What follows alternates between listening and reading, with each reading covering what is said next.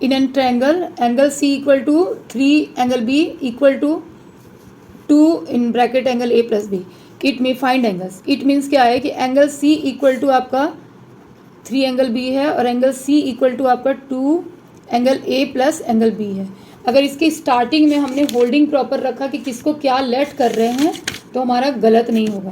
Okay, starting में ध्यान रखना, let angle A equal to X degree आप मान लो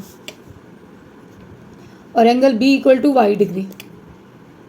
ओके, तो एंगल सी क्या हो जाएगी आपकी, ये 3b है तो 3y। ओके, और यहाँ से एंगल सी इक्वल टू क्या हो जाएगा 2 एंगल एक्स की ए की जगह एक्स, और ये दो इक्वेशन मिल गए हमें, मिल गए यहाँ से। तो एंगल सी के बराबर ये भी है और एंगल सी के बराबर ये भी है, तो हम इन दोनों को इक्वेट करके लिख देंगे यहाँ पे 3y equal to 2x plus Y. या ये इतना अगर तुम्हें ध्यान रहा तो तुमसे पेपर में गलती नहीं होगी। 3y equal to 2x plus 2y, और फिर इसका हमने लिख लिया यहाँ पे, ये इधर आ गया y माइनस, तो y इक्वल टू 2x।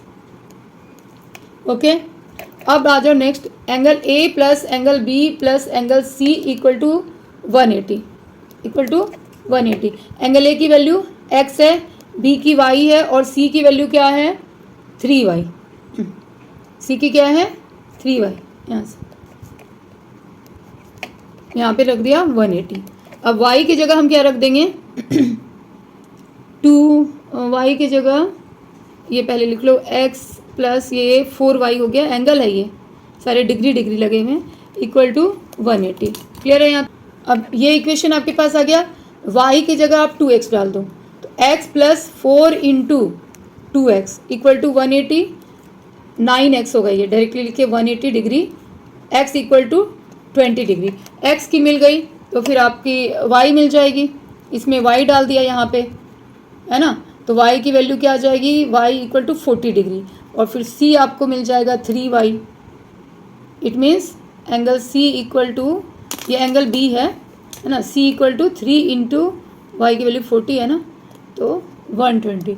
तो तीनों ही एंगल मिल गए। तो स्टार्टिंग में बस इस तरह से लिखना है और प्रॉपर ये इन दोनों को बराबर करके एक इक्वेशंस पे आना है, और फिर दूसरे बार में हम तीनों एंगल्स का प्लस करेंगे।